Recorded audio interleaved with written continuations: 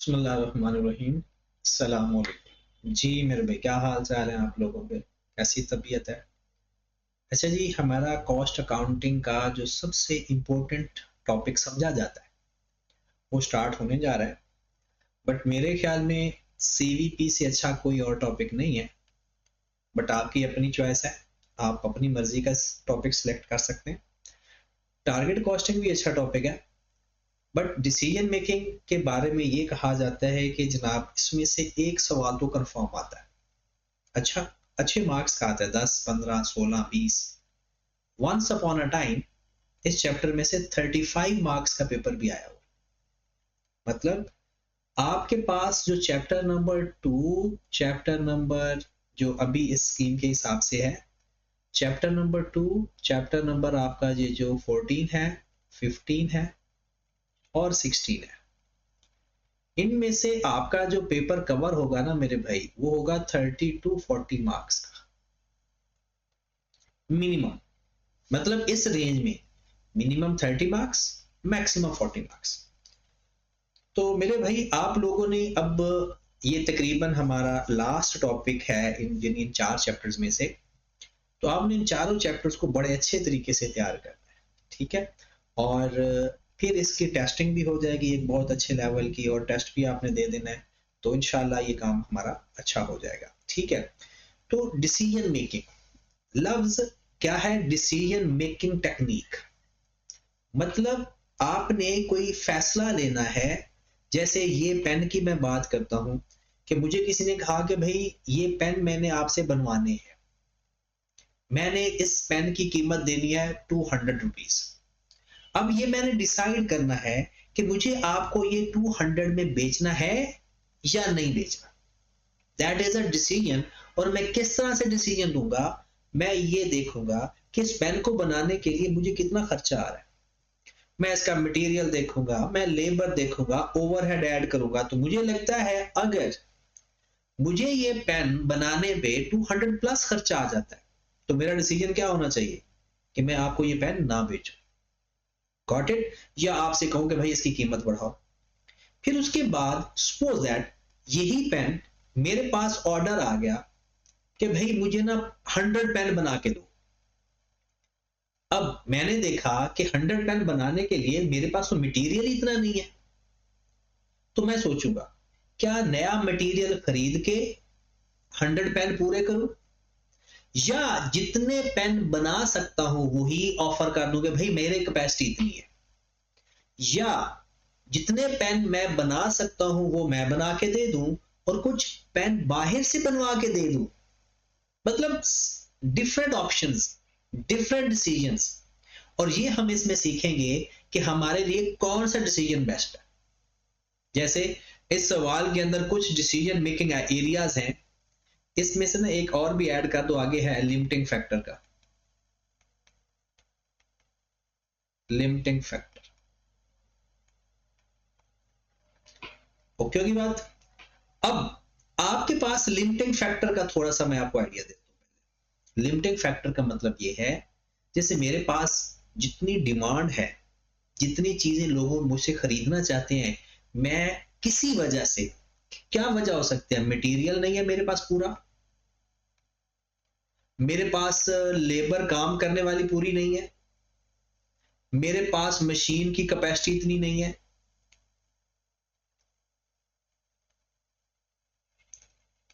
मतलब कोई चीज मेरे पास लिमिटेड है, कोई चीज मेरे पास कम है, जिसकी वजह से हो सकता है मैं पूरा ऑर्डर फुलफिल ना कर पाऊं। अब ये भी हो सकता है कि मैं फिर अगले बड़े डिसीजन आ जाएंगे कि भाई मुझे बाहर से खरीद के दे देना चाहिए, मुझे क्या करना चाहिए, वो अगली बात है। वन ऑफ कॉन्ट्रैक्ट का मतलब ये है कि जैसे मैंने अभी आपसे बात की कि मुझे एक ऑर्डर मिला कि भाई मुझे 500 यूनिट चाहिए, बस ये नहीं, मुसलसल नहीं चाहिए, एक ही दफा कॉन्ट्रैक्ट मिला है। फिर मैं देखूंगा कि अच्छा इस बंदे को मैं कितनी प्राइस ऑफर करूं कि मेरा मेरा भी फायदा हो और वो ऑर्डर भी पूरा हो जाए। स्पेशल प्राइसिंग डिसीजन, कीमत क्या रखूं मैं? जैसे मैं कुछ चीजें बना रहा हूं, जैसे पेन की बात कर रहे हैं, तो मार्केट के अंदर मैं तो यही चाहूंगा ना, मैं 50 रुपए का पेन बना के 500 रुपए का बेचूं। लेकिन दूसरा बंदा 50 रुपए का पेन बचाकर बनाकर 80 रुपए का बेच रहा है, तो 500 का पेन कौन खरीदेगा? तो मैंने ये डिसीजन लेना है कि भाई मेरी प्राइसिंग क्या होनी चाहिए मार्केट के अंदर, ताकि कंपैटिटर को पता चले कि हम भी यहाँ पर एग्जिस्ट करते हैं और लोग हमारी चीज को भी कंसीडर करें प्राइस की वजह से भी।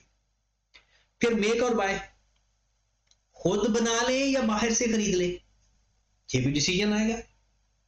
कि सपोज दैट मैं कहता हूं कि यहां पर ये बात करते हैं, बल्कि इस पेन की बात करते हैं। इस पेन के अंदर आपको पता है कि बॉडी इस्तेमाल हो रही है, इसके अंदर एक दरमियान में एक सिक्का इस्तेमाल हो रहा है, उसके बाद ये जो रेड कैप है ये भी इस्तेमाल हो। अब हुआ ये कि हम बाकी सारा सामान तो पहले से खुद बनाते हैं, ये जो रेड कैप है ना ये अब बनानी है। बाकी हम बाकी कलर बना रहे थे, रेड कैप नहीं बना रहे। अब हमारे पास एक ऑप्शन ये है कि हम इसका मटेरियल खरीद के खुद बना दें। दूसरी ऑप्शन ये है कि हम अपना काम करें, जो हमारी कोर एक्टिविटी है वही करें, ये हम बाहर से खरीद के इसके ऊपर लगा दें। तो फिर क्या देखेंगे, अगर हमें बाहर से खरीदने फायदा है तो बाहर से खरीद लेंगे, और अगर खुद बनाने में फायदा है तो खुद बना देंगे। फिर उसके बाद है joint product decisions. Joint product decision का मतलब ये है, फिर मैं इसी पेन की एग्जांपल दूंगा। जैसे सपोज आप लोग एक रेड पेन भी बनाते हो, ब्लू पेन भी बनाते हो। अब कुछ प्रोसीजर्स ऐसे हैं जो दोनों पेन्स पे सेम लगेंगे। मिसाल के तौर पर जो बाहर की प्लास्टिक बॉडी होगी वो सबकी सेम होगी। इवन के सिर्फ इंक के अलावा इंक का बाहर की जो बॉडी है वो भी सेम होगी। तो फिर हम ये टेक्निक क्या करेंगे कि क्या हम जितना इकट्ठा बना सकते हैं इकट्ठा बनाएं या सबको अलग अलग रखें। फिर उसके बाद डिसकंटिन्यू ऑफ ऑपरेशन, इसका क्या मतलब होता है? जैसे आप 3 चीजें बनाते हो, एक आप बनाते हो जनाब, एक चीज बनाते हो ए बी सी और डी, 4 चीजें बनाते हो। अब आपको लगता है कि आप कितनी कैपेसिटी नहीं है 4 चीजों की बनाने में, हमें चाहिए कि एक प्रोडक्ट ना बंद करते। फिर हम डिसाइड करेंगे भाई इन चारों में से कौन सी प्रोडक्ट बंद करें। आप कहोगे सर ये तो आम बंदा भी बता सकता है, भाई जिस पे नुकसान हो रहा है या जिस पे कम फायदा हो रहा है। तो बिल्कुल हमने भी ऐसे ही डिसीजन लेने हैं। फिर उसके बाद है जनाब रिप्लेसमेंट ऑफ इक्विपमेंट और प्लांट। कहा जाता है जनाब हमने हमारा जो मशीनरी पड़ी हुई है हम इसको रिपेयर करके इस्तेमाल करते रहें या इसकी जगह नई मशीनरी खरीद के रखें, ये भी एक डिसीजन होगा हमारा। फर्दर प्रोसेसिंग कॉस्ट, ये कौन सा डिसीजन होता है? मिसाल के तौर पर हम कोई चीज बनाते हैं रॉ फॉर्म में, जैसे सपोज मैं इसी पेन की बात करता हूं। पहले हमारा काम ये होता है कि हम इसकी प्लास्टिक बॉडी बनाते हैं, इसके अंदर जो सिक्का है वो बनाते हैं, जो स्प्रिंग है वो भी बना लेते हैं, लेकिन इसको फिनिशिंग फॉर्म नहीं देते, या कुछ चीजें ऐसी हैं जो अभी रहती होती उसी हालत में ही बेच देते हैं। अब ये डिसाइड कर रहे हैं हम कि क्यों ना हम ही इसको पूरी फाइनल प्रोडक्ट बनाकर बेचें। क्या हमें ऐसा करना चाहिए या नहीं करना चाहिए? तो मेरे भाई ये चीजें हम देखेंगे, ये हमारे सारे डिसीजन है, और अल्टीमेटली डिसीजन वही लेना है जिसमें हमारा फायदा हो। डिसीजन मेकिंग के अंदर 2 चीजों का ख्याल रखना है। पहली चीज कि डिसीजन लेते वक्त फिक्स्ड कॉस्ट को इग्नोर करना है। डिसीजन लेते वक्त ये नहीं कि बिल्कुल इग्नोर कर देना, वो हमसे सवाल के अंदर नेट प्रॉफिट पूछ रहा हो, आपने कहना जी सर ने तो कहा था फिक्स्ड कॉस्ट को इग्नोर करना है। नहीं, नेट प्रॉफिट में नहीं, डिसीजन लेते वक्त। उसके बाद फिक्स्ड कॉस्ट अगर कहीं इस्तेमाल होती है तो करेंगे। दूसरी बात, ये अब्जॉर्प्शन अप्रोच से नहीं करना बल्कि मार्जिनल कॉस्टिंग अप्रोच से करना। मतलब वही बात, वेरिएबल डाटा लेना, कंट्रीब्यूशन की बात करनी है। ठीक है जनाब। तो आज के लेक्चर के अंदर मेरे भाई हम सीखने जा रहे हैं लिमिटिंग फैक्टर अगर हो। मतलब लिमिटिंग फैक्टर का क्या होता है कि मेरे पास मटेरियल की शॉर्टेज हो या लेबर की शॉर्टेज हो या मेरे पास मशीन की कैपेसिटी कम हो। क्वांटिटेटिव मेथड अल मशहूर क्यूएम के अंदर ये आप सीखते हो लीनियर प्रोग्रामिंग के अंदर। लीनियर प्रोग्रामिंग में स्टेटमेंट वाले क्वेश्चन कुछ ऐसे ही हुआ करते थे, लेकिन अब हमने वैसी अप्रोच से नहीं करना, अब हमने करना है अकाउंटिंग की अप्रोच से, कॉस्ट अकाउंटिंग की अप्रोच से। तो जनाब सबसे पहले हम आए जरा कि हम डिसीजन मेकिंग की पहली टेक्निक पे जा रहे हैं, limiting factor.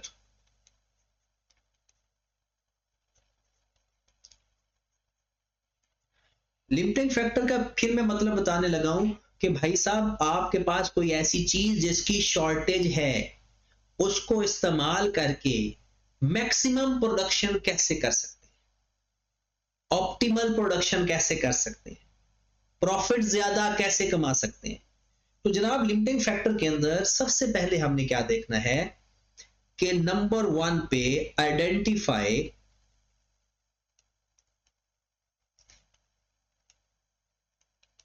Limiting factor. Identify limiting factor, सबसे पहले हम ये आइडेंटिफाई करेंगे हमारे पास शॉर्टेज किस चीज की है।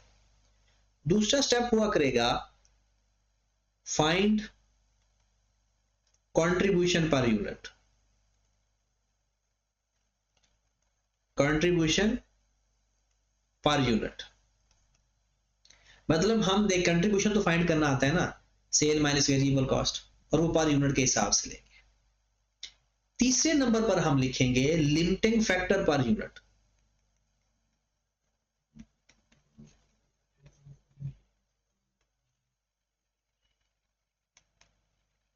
लिमिटिंग फैक्टर पर यूनिट का मतलब क्या है कि एक यूनिट बनाने के लिए अगर लेबर लिमिटेड है तो एक यूनिट बनाने के लिए कितनी लेबर चाहिए।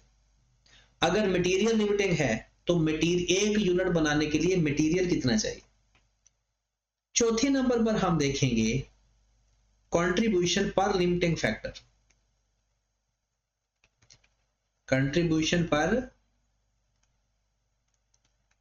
Limiting factor. पांचवें नंबर पर देखेंगे रैंकिंग, और 6 नंबर पर ले लेंगे डिसीजन, ऑप्टिमल डिसीजन, कौन सी चीज ज्यादा बनाएंगे और कौन सी चीज कम बनाएंगे जिससे हमारा प्रॉफिट ज्यादा से ज्यादा। तो मेरे भाई लिमिटिंग फैक्टर का सवाल में ये वो ये नहीं कहेगा कि भाई जान ये देखो सवाल लिमिटिंग फैक्टर का है आप करो, हमें खुद पता चल जाएगा। लिमिटिंग फैक्टर में सबसे पहले हम ये देखेंगे किस चीज की शॉर्टेज है, फिर हम कंट्रीब्यूशन पर यूनिट फाइंड करेंगे, फिर लिमिटिंग फैक्टर जो होगा वो पर यूनिट फाइंड करेंगे, फिर उसके बाद कंट्रीब्यूशन पर लिमिटिंग फैक्टर, और फिर रैंकिंग। पेपर में सवाल आते हैं इसमें 3 टाइप के, इसी एक कॉन्सेप्ट से तीनों टाइप के क्वेश्चन हमने देखने हैं। मैं आपको 2 सवाल करवाऊंगा और दोनों के अंदर वो तीनों टाइप्स यानी अप्लाई करूंगा। पहले सवाल से जाहिर सी बात है आपको इतनी अंडरस्टैंडिंग नहीं होगी, लेकिन ये सवाल ही बड़ा आसान है, आराम से अंडरस्टैंडिंग हो जाएगी। तो आज जनाब निकालें, जरा बुक निकालें अपने पास रख लें, या जो मैंने आपको असाइनमेंट शेयर की हुई है वो अपने सामने रख लें। सबसे पहले एग्जांपल नंबर 1 पे चलते हैं जी। लिखा हुआ है calculate the optimal production mix under limiting factor theory. आपके पास जनाब 2 प्रोडक्ट बनाते हो M और S, जिस पे मटेरियल लगता है और ये यूनिट की वेरिएबल कॉस्ट की है, जिसमें मटेरियल लगता है 100 रुपए का, डायरेक्ट लेबर लगती है 600 रुपए की 300 की, और वेरिएबल प्रोडक्शन ओवरहेड लगते हैं 100। यहां से मैं आपसे एक चीज फाइंड करवाना चाहूंगा, आप बता सकते हो एक यूनिट बनाने के ऊपर नंबर ऑफ आवर्स कितने लगते हैं। मतलब 600 तो टोटल कॉस्ट है एक यूनिट बनाने के लिए, और 1 घंटे की कॉस्ट 50 रुपए है, तो कितने घंटे लगे होंगे 600 के लिए। 12 12 घंटों में एक यूनिट तैयार हुआ है। 12 घंटों में एक यूनिट तैयार हुआ है, जिसकी वजह से 50 रुपए के हिसाब से 600 कॉस्ट पड़ गई, और फिर 300 को भी 50 पे डिवाइड कर दे तो कितना आ जाएगा 6। 6 घंटों में एस तैयार होता है। डन। कहता है the sales price per unit of M is 1400 और 1100 during September. The available direct labour hours 60,000। आपके पास 60,000 घंटे अवेलेबल है, बस इनमें काम हो जाता है तो ठीक है, नहीं होता तो लिमिटिंग फैक्टर। फिर डायरेक्ट मटेरियल आपके पास है 25 लाख का। अब 25 लाख में अगर आपका काम हो जाता है ओके गुड, नहीं होता तो लिमिटिंग फैक्टर। सेल डिमांड है कि एम के 3000 यूनिट और एस के 5000 यूनिट बना के भेज रहे। अब हम ये देखेंगे हमारी लेबर और मटेरियल में ये 3 और 5000 यूनिट बन भी सकते हैं या नहीं बन सकते। चलें जी, सबसे पहले हम देखेंगे total hours available. Total hours available कितने टोटल आवर्स अवेलेबल हैं जनाब? 60,000 आवर्स ये अवेलेबल हैं। रिक्वायर्ड कितने हैं? एम के लिए 3000 यूनिट का ऑर्डर आया है। 3000 यूनिट का ऑर्डर आया है। एक यूनिट को बनाने के लिए 12 घंटे चाहिए।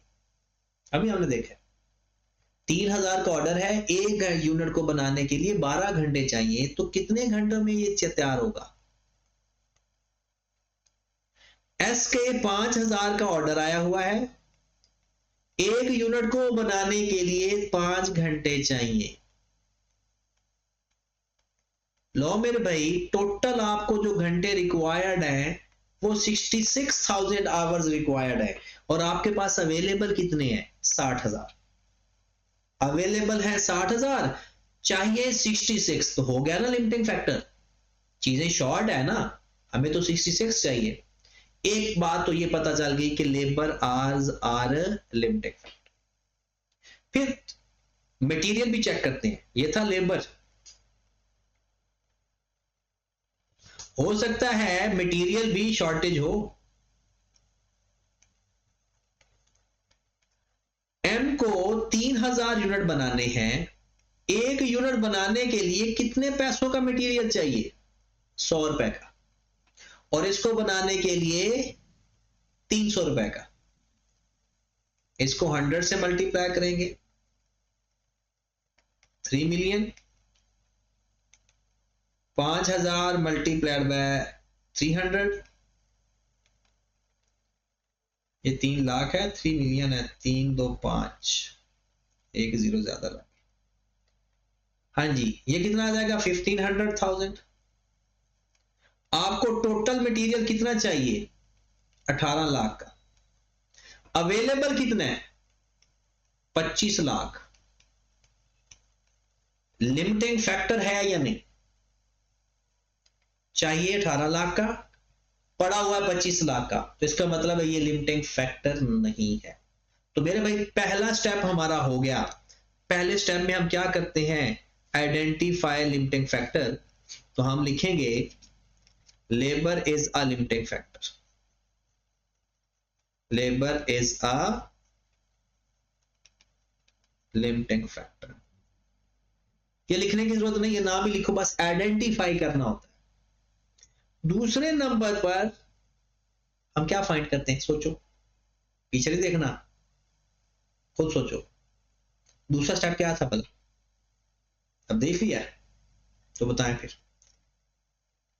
Contribution per unit.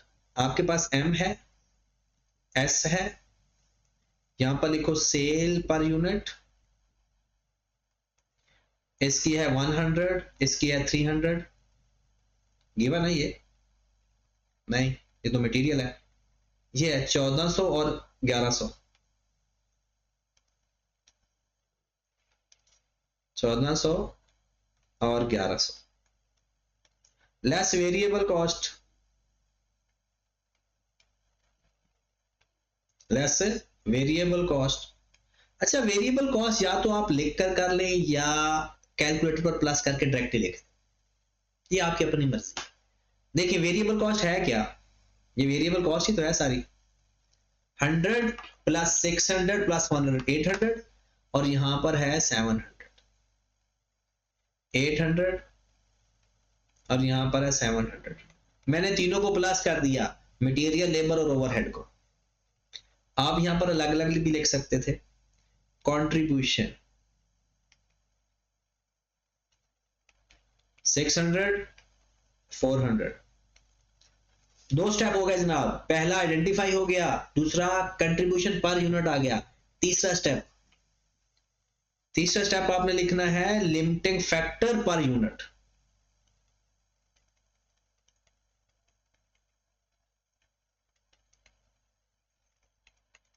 Limiting factor unit का मतलब क्या है? लिमिटिंग फैक्टर पर यूनिट का मतलब क्या है? लिमिटिंग फैक्टर पर यूनिट का मतलब है मेरे भाई, लिमिटिंग फैक्टर पहले सोचो, लेबर आवर है ना, एक यूनिट बनाने के लिए लेबर आवर कितनी चाहिए? एक यूनिट बनाने के लिए लेबर आवर्स कितनी चाहिए, जो यहां पर हमने पहले ही फाइंड करके रखी हुई है। 12 घंटे चाहिए एम को और 6 घंटे चाहिए एस को। लिख दिया लिमिटिंग फैक्टर। और लिमिटिंग फैक्टर कंप्लीटली लिखना पर यूनिट। उसके बाद चौथा स्टेप है contribution per limiting factor. Contribution per limiting factor या पर लेबर आवर। कैसे? कंट्रीब्यूशन को इस पे डिवाइड कर दो, कंट्रीब्यूशन को इस पे डिवाइड कर दो। तो 600 को डिवाइड किया 12 में, 600 डिवाइड बाय 12 50, 400 डिवाइड बाय 6 67 या 66.67 ना। लो मेरे भाई, ये हमारे पास क्या चीज आई? क्या चीज आई? Contribution per limiting factor. अब करेंगे रैंकिंग। बताओ किसको पहले बनाओगे, जिसका कंट्रीब्यूशन ज्यादा है या जिसका कंट्रीब्यूशन कम है? किसको पहले बनाओगे, जिसका कंट्रीब्यूशन ज्यादा है या जिसका कंट्रीब्यूशन कम है? जिसका कंट्रीब्यूशन ज्यादा है। तो जनाब पांचवा स्टेप हमारा रैंकिंग। ये स्टेप लिखना जरूरी नहीं है, परफॉर्म करना जरूरी है। तो इसको हम देंगे फर्स्ट रैंक और इसको देंगे सेकंड रैंक। मतलब पहले आप एस बनाओगे, एस से मटेरियल या आवर्स बचे तो एस एम बनाओगे। ये हमारा एक स्टेप कंप्लीट हो गया। वो जो 5 स्टेप मैंने लिखवाए थे, सबसे पहले आइडेंटिफाई करना। Most of the cases identify हुआ होता है।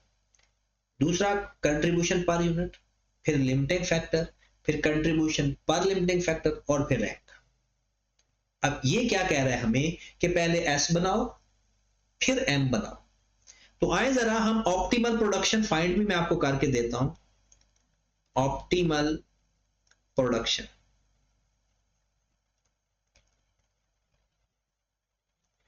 जी सबसे पहले हमारे पास टोटल आवर्स कितने अवेलेबल हैं? टोटल आवर्स अवेलेबल, और यूनिट हमने कितने बनाने हैं? सबसे पहले वो कहता है कि जनाब हमने टोटल आवर्स अवेलेबल है आपके पास 60,000। ऐसा ही है ना। सबसे पहले वो कहता है एस बना लो। एस कितने यूनिट डिमांड है? एस की डिमांड है 5,000। एस की डिमांड है 5,000 यूनिट और एक यूनिट को बनाने के लिए 6 घंटे चाहिए। 5,000 डिमांड है, एक यूनिट को बनाने के लिए 6 घंटे चाहिए, तो 30,000 घंटे हमारे खत्म हो गए। और कितने यूनिट हमारे बन गए? 5,000। फिर रिमेनिंग कितना बच गया? 30,000। एम की डिमांड क्या है? कैलकुलेटर पे करके देखें, एम की डिमांड क्या है? 3,000। एक यूनिट को बनाने के लिए 12 घंटे चाहिए, तो कितना टाइम टोटल चाहिए? 36,000 आवर्स। लेकिन हमारे पास तो 30,000 है। फिर हम देखते हैं, चलो 30,000 से जितने बनते हैं उतने बना देते हैं। जब कभी वो कोई चीज शॉर्ट हो जाए तो फिर जितने पॉसिबल बन सकते हैं वही बना देंगे। कैसे? इसको 12 पे डिवाइड कर दें, हमारे पास नंबर ऑफ यूनिट्स आ जाएंगे कि 30,000 में डिवाइडेड बाय 12 कितने यूनिट बन सकते हैं? 2500। और ये 30,000 आवर्स हमारे कंप्लीट हो गए। लो मेरे भाई, डिमांड थी 5,000 और 3,000, लेकिन हम बनाएंगे 5,000 और 2500 क्योंकि हमारे पास लेबर आवर्स इतने नहीं है। अगर आउटसोर्स करना है तो 5 यूनिट बाहर से खरीद के दे देना उनको, अदरवाइज ये हमारी प्रोडक्शन इतनी है। डन? यहां तक क्लियर है? अब अगर वो हमसे, बल्कि वो हमसे अभी बाद में पूछे, अभी नहीं, अब आप ऐसा करो कि एक दफे सवाल को देख के ना वीडियो कर दो स्टॉप, और ये सवाल आप मुझे करके दिखाओ, इलस्ट्रेशन नंबर 2, ठीक है। और ये इलस्ट्रेशन करने के बाद फिर ये आपने कंप्लीट करना है। मैं आपको आगे करवाने के जा रहा हूं, लेकिन आपने ये लेक्चर के बाद ही सुनना है। क्वेश्चन नंबर 4, हाँ जी 4 ही देखते हैं। ये दूसरी टाइप का क्वेश्चन कहता है जी एक्स कंपनी, अच्छा ये तो हो गया ना, प्रोडक्शन तो आ गई। अब हम फाइंड करेंगे इससे अगला स्टेप, यानी यहां तक करेंगे, अगला स्टेप भी है कि भाई जो आपने डिसीजन लिया है उसका मैक्सिमम प्रॉफिट कितना आता है। तो हम क्या करेंगे, सेल फाइंड कर लेंगे या कंट्रीब्यूशन फाइंड कर लेंगे, उसमें से फिक्स्ड कॉस्ट माइनस कर देंगे, नेट प्रॉफिट आ जाएगा। तो ये सवाल बड़ा इंटरेस्टिंग है, लेकिन उस सवाल को करने के बाद, यानी समझने के बाद, अब वो मैं पहले थोड़ा सा ओवरव्यू इसका देता हूं। पेपर में क्या होगा, वो कहेगा जनाब आप ना ए बी सी बनाते हो, लेकिन लिमिटिंग फैक्टर है। अगर लिमिटिंग फैक्टर है ना, तो इसका मतलब है फिर ए बी सी पूरे नहीं बनेंगे। सपोज है डिमांड है 300, 400 और 200। कहता है भाईजान आपको एक डिमांड आ चुकी है कि भाई आपने 20 यूनिट की डिमांड आप पहले ही ऑर्डर ले चुके हो, और ये आपने पूरी करनी है। तो फिर हम पहले ये यूनिट बना लेंगे, जो बाकी टाइम बचेगा ना फिर देखेंगे ए कितना बनाना है, बी कितना बनाना है और सी कितना, ठीक है। और एक स्टेप नेट प्रॉफिट वाला भी इस सवाल के अंदर करेंगे। तो कोशिश तो मेरी यही है कि आपने वो पिछला सवाल एक दफा करने के बाद ये क्वेश्चन मेरा देखना है, फिर उसके बाद मैं आपको होमवर्क दूंगा, वो लाजमी करना है, ठीक है। क्योंकि इसका टाइम थोड़ा लगता है, इसलिए होमवर्क थोड़ा ज्यादा मिलेगा आपको। मतलब पहले तो आपको याद होगा कि 1-2 सवाल मिलते हैं, लेकिन अब आपको लेक्चर बिल्कुल नहीं मिलेगा अगर आपने होमवर्क ना चेक करवाया, ठीक है। आपने मुझे होमवर्क पहले शेयर करना है, मैं चेक करूंगा कि आप कहां पर मसला कर रहे हो, फिर उसके बाद अगला लेक्चर आपको मिलेगा, वरना नहीं मिलेगा। चलिए आ जाए जनाब, क्वेश्चन पे आ जाए। आपके पास 4 टाइप के लिक्विड है A B C D. Sale price दे दी पर लीटर, डायरेक्ट मटेरियल दे दिया, डायरेक्ट लेबर दे दिया, और डायरेक्ट एक्सपेंस दे दिए, वेरिएबल ओवरहेड दे दिए। ये 4 चीजें हमारे लिए इंपॉर्टेंट है बस। बाकी चीजें इंपॉर्टेंट तो हैं, लेकिन उतनी नहीं। अब मुझे बताएं, पहले यहां पर लेबर के ना आवर्स भी फाइंड कर लिया करो, ताकि फायदा होता है, अच्छा होता है। 18 रुपए लगते हैं 1 लीटर पे, 6 रुपए है 1 घंटे की कीमत। तो बताओ 18 रुपए कितने घंटों के बने, डिवाइड कर दो 6 पे, 3 घंटे। 15 रुपए कितने टाइम के बने होंगे, 2.5 आवर्स, 4 आवर्स, और 21 डिवाइडेड बाय 6, 3.5, नहीं 27 है, 27 है बड़ी, 27 है। ये यहां पर आ जाएगा 6 पे 4, 27 डिवाइडेड बाय 6, 4.5। ये हमें कभी जरूरत पड़ सकती है, इसलिए मैंने, इसका मतलब है 1 यूनिट बनाने के लिए इतने घंटे चाहिए। आगे कहता है note 1, fixed overhead is absorbed on the basis of labour hours. और 1600 घंटे पर क्वार्टर के, और ये क्वार्टर का ही डाटा है, पर क्वार्टर के हमें 1600 घंटे पर क्वार्टर पे लगते हैं। कहता है during the next 3 month number of direct labour hours is expected to be limited. लो जी, आइडेंटिफाई करने की जरूरत ही नहीं पड़ी, 1345 limited hours. The same labor is used for all product. The marketing director has identified the maximum demand for the 4 product. Liquid A 200 litre, 150 litre, 100 litre, 120 litre. कहता no inventories are held. कहता inventory आपने नहीं रखना, बस जो order है वही बनाओ। अगर क्लोजिंग स्टॉक भी रखना पड़ता ना, तो वो भी इसमें ऐड कर देते, क्योंकि वो भी हमने बना के रखना था। A part, calculate the number of liter liquid ABC produced and sold in the next 3 months in order to maximize the profit. Calculate the profit, कहते फिर प्रॉफिट भी फाइंड करके दो। एक तो बताओ कितने कितने यूनिट बनाओगे, दूसरा कहता है प्रॉफिट भी कैलकुलेट करके दो। डन। सबसे पहले इस सवाल को शुरू करने से पहले मैं आपसे एक सवाल पूछना चाहता हूं कि आपका जो फिक्स्ड ओवरहेड है, हालांकि इसमें जरूरत नहीं है, डिसीजन मेकिंग में नहीं इस्तेमाल करेंगे भाई, नेट प्रॉफिट भी जालिम पूछ रहा है आपसे, तो नेट प्रॉफिट फाइंड करने के लिए तो चाहिए ना, तो नेट प्रॉफिट के लिए हमें फिक्स्ड कॉस्ट माइनस करनी पड़ती है कंट्रीब्यूशन में से फिक्स्ड कॉस्ट। तो मैं आपसे ये पूछना चाहता हूं कि ये जो 24 रुपए है ये तो पर यूनिट है और ये बेस कर रहा है लेबर आवर्स के ऊपर, तो आप मुझे बता सकते हैं एक यूनिट की फिक्स्ड कॉस्ट कितनी होगी, एक आवर्स की, आज की सॉरी, एक घंटे की फिक्स्ड कॉस्ट कितनी होगी? ये है 24 रुपए एक यूनिट की, और एक यूनिट पे इसके 3 घंटे लगते हैं। 20 रुपए इसके लगते हैं 2.5 घंटे, 32 रुपए इसके लगते हैं 8 घंटे, 36 रुपए इसके लगते हैं 4.5 घंटे। तो मुझे बताओ पर आवर फिक्स्ड कॉस्ट कितनी है, बता सकते हो? तो हो गया, अब तो हो गया, अब तो बताने से क्या फायदा, 8 रुपए। फिर आप 20 को भी 2.5 पे डिवाइड कर दो, 8 रुपए। अब जिसको भी डिवाइड करोगे, क्योंकि फिक्स्ड कॉस्ट तो फिक्स ही होनी है ना, तो इसका मतलब ये हुआ 8 रुपए फिक्स्ड कॉस्ट पर आवर है, और बजटेड आवर्स हैं 1600, तो 1600 घंटे को मतलब 1600 को 8 से मल्टीप्लाई करोगे, 1600 मल्टीप्लाइड बाय 8, तो 12,800 ये आपकी फिक्स्ड कॉस्ट है जो कि नेट प्रॉफिट के लिए इस्तेमाल होगी। बस डिसीजन मेकिंग के अंदर सिर्फ इंक्रीमेंटल फिक्स्ड कॉस्ट आती है। अब इंक्रीमेंटल क्या बला का नाम है, मतलब ये जो फिक्स्ड कॉस्ट आती है ये तो चाहे यूनिट कम बनाओ ज्यादा बनाओ ये तो आएगी। इंक्रीमेंटल ये है कि जो हम यूनिट बना रहे हैं सिर्फ उसकी वजह से अगर कॉस्ट बढ़ती है ना फिक्स्ड, तो वो आएगी सिर्फ।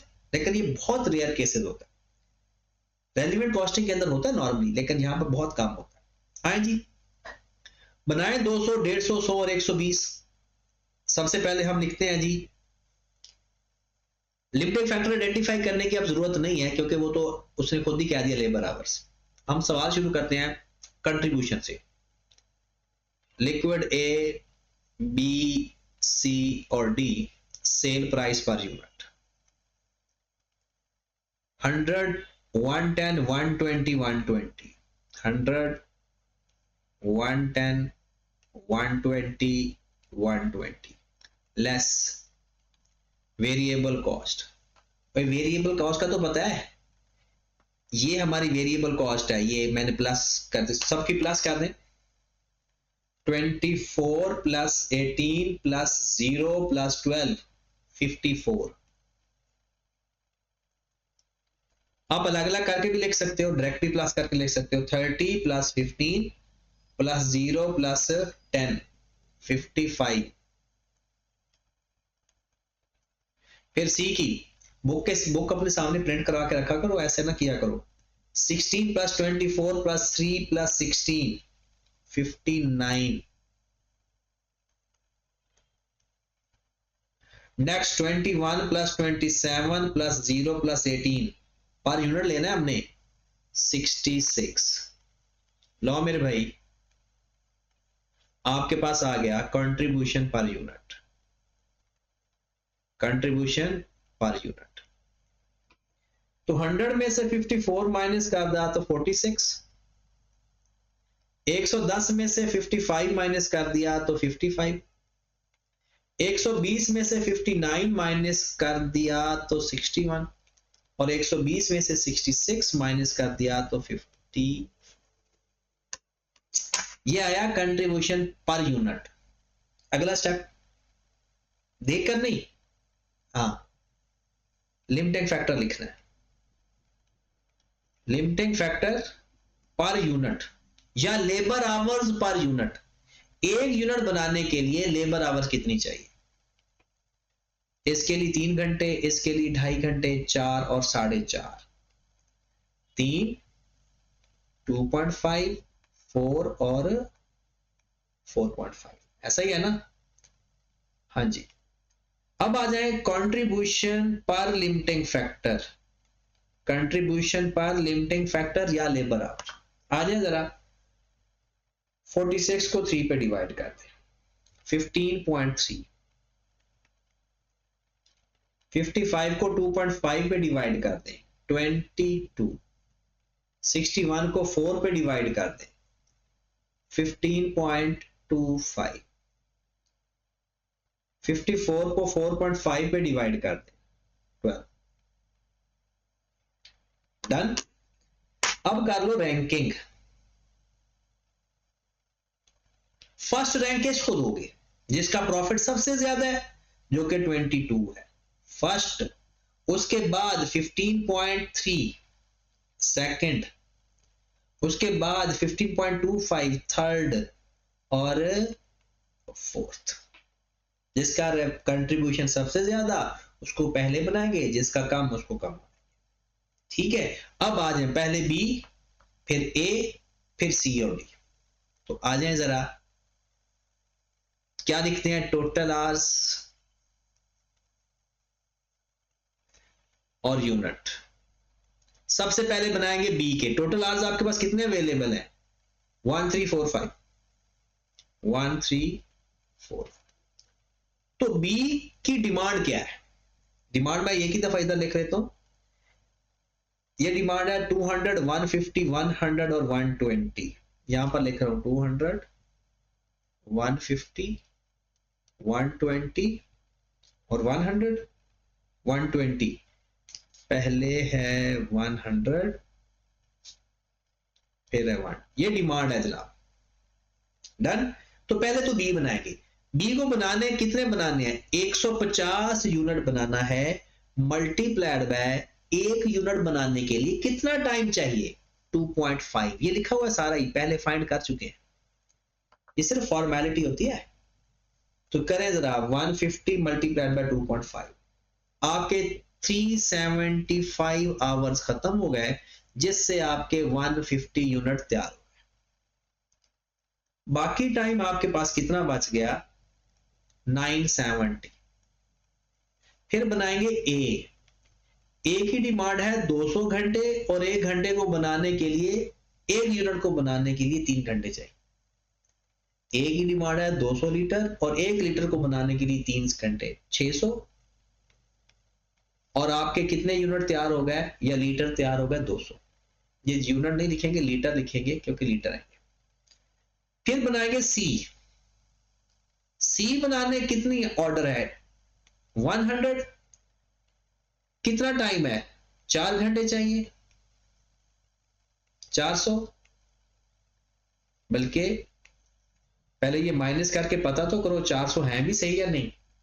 970 माइनस 600, 370। आपके पास 370 घंटे मौजूद है और आपको 400 चाहिए, तो 400 तो नहीं बनेंगे। तो फिर क्या करते हैं? 4 पे डिवाइड करते हैं। जब पूरे यूनिट ना बन रहे हों तो फिर क्या करते हैं? उसी लिमिटिंग फैक्टर पे डिवाइड कर देते हैं, तो पता चल जाएगा कि 304 कितने यूनिट बनते हैं? 92.5। और 370 घंटे आपके खत्म हो गए। मतलब ये है ऑप्टिमल प्रोडक्शन। वो कहता है भाई साहब बी 150 बना लो, ए 200 बना लो, सी 92.5 बना लो। तो आप कहेंगे डी। भाई डी के लिए तो टाइम ही नहीं बचा।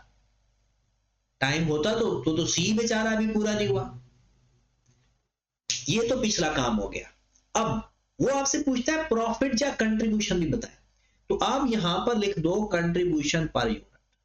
कंट्रीब्यूशन, ये जो कंट्रीब्यूशन पर यूनिट लिखना होता है ना, ये वाला लिखना होता है एज इट इज।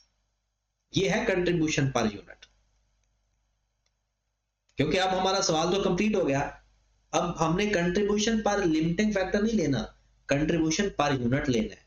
तो 46, 55, 61 और 54। तो हमें तो चाहिए बी का पहले 55। इसके सामने लिख देते हैं 55।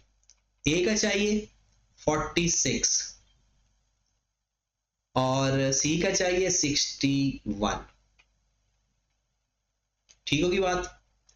अब फाइंड कर लें, ये कंट्रीब्यूशन पर यूनिट था, total contribution 150 multiplied by 55, 8250 200 multiplied by 46, 9200. 92.5 multiplied by 61, 5642.5. लो जी, टोटल कंट्रीब्यूशन आ गया। हाँ जी, कर दें प्लस, ऊपर वाले प्लस 9200 प्लस 8250, आपका टोटल कंट्रीब्यूशन आ गया 23092.5।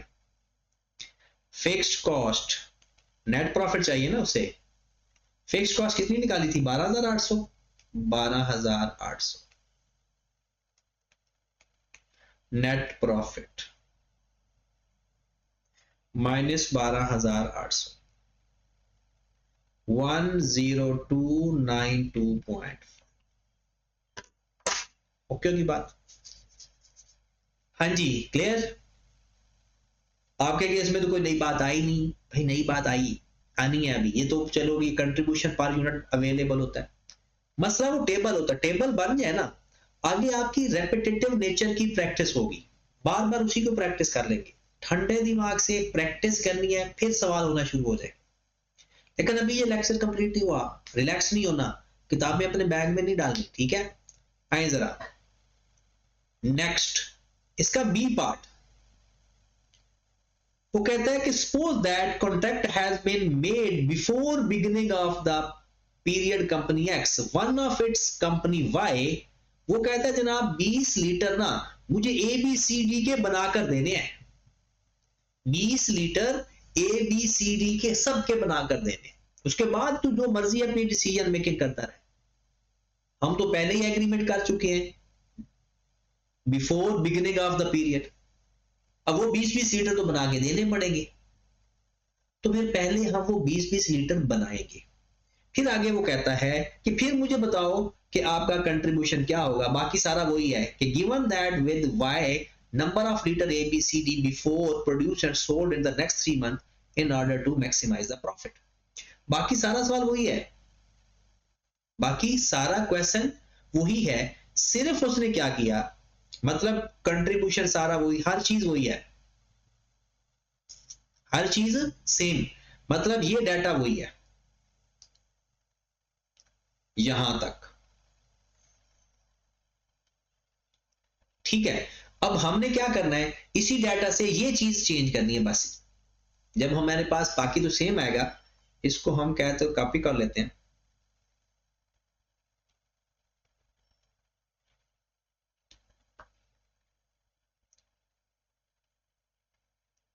बल्कि कॉपी नहीं हो रहा, ये यहां पर हम शुरू कर देते हैं जी। अब सबसे पहले वही हम लिखें टोटल आवर्स,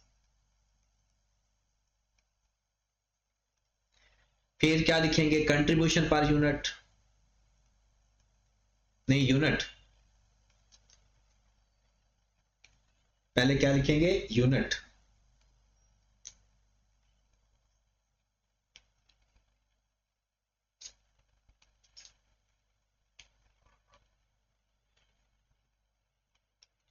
फिर लिखेंगे कंट्रीब्यूशन पर यूनिट, फिर लिखेंगे टोटल कंट्रीब्यूशन। सबसे पहले हमारे पास कितने घंटे अवेलेबल हैं जनाब, वही 1345, 13 सेम। सबसे पहले आपने ए बी सी और डी के 20-20 लीटर तो बनाने ही बनाने हैं, इस पे जितना टाइम कंज्यूम होना है, नो डिसीजन मेकिंग। ए के लिए कितना टाइम चाहिए जनाब, 3 घंटे, बी के लिए 2.5, 4.5, कितने घंटे आपके लग जाएंगे, 60, फिर 20 मल्टीप्लाइड बाय 2.5, 50, फिर 20 मल्टीप्लाइड बाय 4, 80, फिर 20 मल्टीप्लाइड बाय 4.5, 90। मतलब ये घंटे तो गए, मतलब ये 20-20 यूनिट तो आपने सबके बनाने ही बनाने हैं, इसमें ये नहीं देखना कितने आवर्स रह गए, पहले ये बनाओ। कंट्रीब्यूशन पर यूनिट कितना है सबका,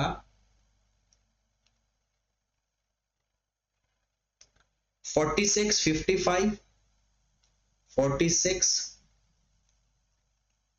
55, 61 और 54। ठीक है, मल्टीप्लाई बाद में करते हैं। तो आपके पास कितने नंबर ऑफ आवर्स बच गए? 1345 माइनस 60 माइनस 80 50 माइनस 80 माइनस 90 1065। ठीक होगी बात। अब आ जाए डिसीजन मेकिंग पे। अब वो रैंकिंग के हिसाब से आए। हमारा सबसे पहले बी बनाएंगे। बी के सारे यूनिट कितने, कितना ऑर्डर था बी का, कितना ऑर्डर था? बी का ऑर्डर था जनाब 150। 150 में से 20 हम बना चुके हैं, वो इसके अंदर शामिल है। उसने लिखा हुआ है कि जो, अगर आप देखें ना तो वो कहता है कि जो ऊपर वाला ऑर्डर है ना उसके अंदर डिमांड शामिल है। अगर ना शामिल होती तो वो 20 अलग होते, 150 और देखते। लेकिन अब 150 और नहीं देखना, ये आपने this sale demand included in the demand level, तो इसका मतलब है और फिर हमने 120 बनाने। 150 की डिमांड है, 30 सॉरी 20 बन चुके हैं। 150 की डिमांड है ना ये बी की, मल्टीप्लाइड बाय कितना घंटे चाहिए उसको? 2.5। तो कितने यूनिट बन जाएंगे?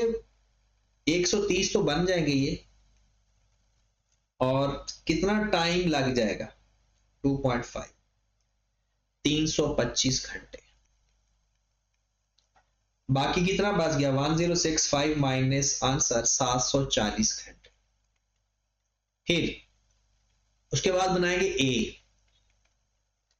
ए की कितनी डिमांड थी? 200। 200 में से भाई 20 बन चुके हैं, बाकी रह गए 180, और ए के लिए चाहिए 3 घंटे। 180 मल्टीप्लाइड बाय 3, 180 ये बन गए, और 540 घंटे खत्म हो गए।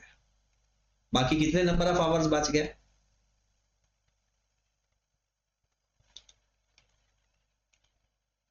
बाकी कितने नंबर ऑफ आवर्स बच गए? 200। अब हम देखेंगे कि 200 घंटे के अंदर सी कितना बन सकता है। 200 घंटे के अंदर सी कितना मजीद बन सकता है। तो सी के लिए कितने चाहिए होते हैं, टाइम कितना रिक्वायर्ड है उसके लिए? 4 घंटे। तो डिवाइडेड बाय 4। ठीक है, तो 200 को 4 पे डिवाइड कर दें, 200 डिवाइड बाय 4, तो 50 नंबर यानी आवर्स बच ही इतने गए थे कि सी आप कितना बना सकते हो? 50, और 50 को मल्टीप्लाई 4 करके देख लो 200 घंटे। तो मेरे भाई इस तरह से अगर आपको कभी उसने मिनिमम डिमांड का कॉन्सेप्ट दे दिया तो आपने पहले वो पूरा कर लेना है, फिर उसके बाद डिसीजन मेकिंग करनी है। और इसमें ये भी एक मसला आ सकता है आपको कि कभी वो कह देगा जो डिमांड एक्स्ट्रा डिमांड है वो उसके अंदर शामिल है, और कभी कहेगा वो अलग अलग है। अब क्या करोगे? इसका कंट्रीब्यूशन तो ये 46, बी का 55 है, ए का 46 है, और सी का 61 है। तो यहां पर आप लोग इनको मल्टीप्लाई करके लिखोगे। 20 मल्टीप्लाई बाय 46, 920। फिर 20 मल्टीप्लाई बाय 55, 1100। फिर 20 मल्टीप्लाई बाय 61, 1220। 20 multiply by 54, 1080। फिर 130 मल्टीप्लाई बाय 55, 7150। फिर 180 मल्टीप्लाई बाय 46, 8280। 50 multiply by 61, 3050। ये हमारा आ गया टोटल कंट्रीब्यूशन। क्या आ गया हमारे पास? Total contribution. करो जरा प्लस सबको। 920 plus 1100 plus 1220 plus 1080 plus 7150 plus 8280 plus 3050, 22,800। Less कर देंगे फिक्स्ड कॉस्ट, ये तो कंट्रीब्यूशन आया ना, फिक्स्ड कॉस्ट 12,800 माइनस कर दिया जी 12,800, हमारे पास आ गया 10,000 नेट प्रॉफिट। ओके की बात। अगर वो आपसे ये पिछले में हमारा प्रॉफिट कितना आ रहा था 10,292 और इसमें सिर्फ 10,000, अगर वो मिनिमम डिमांड पूरी करते हैं, क्योंकि उसमें हम डी भी बना रहे हैं ना जिस पर हमें कम प्रॉफिट हो रहा है, वो 20 यूनिट तो उसके भी पूरे करने हैं। हाँ जी जनाब, ये था हमारा सवाल और ये लिमिटिंग फैक्टर का फुल फ्लेज क्वेश्चन है। अब आपने अगले लेक्चर के लिए तैयारी से पहले आपने जो काम करना है और लाजमी करना है, ठीक है ना, वरना मैंने कसम दे देनी आप लोग, लाजमी करना है, ठीक है। अब आ जाए जरा, क्वेश्चन ये है कि आपने जो मेरे पास ये है बुकलेट है, इसके हिसाब से, ये पास पेपर के सवाल नहीं है, एग्जांपल नंबर 1 से 1 2 3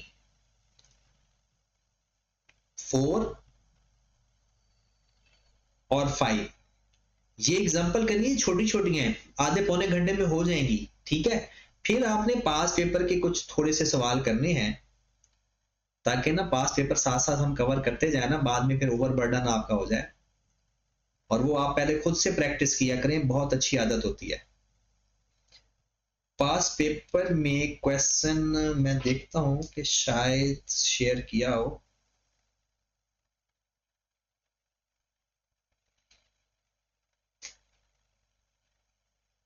जी कैफ 3,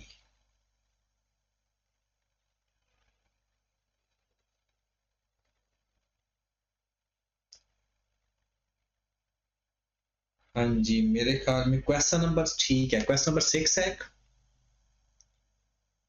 इस असाइनमेंट के हिसाब से जो आपके साथ शेयर की हुई है, इसका क्वेश्चन नंबर 6 है, क्योंकि किसी के पास कोई और बुक होती है तो इसलिए मैं बता देता हूं।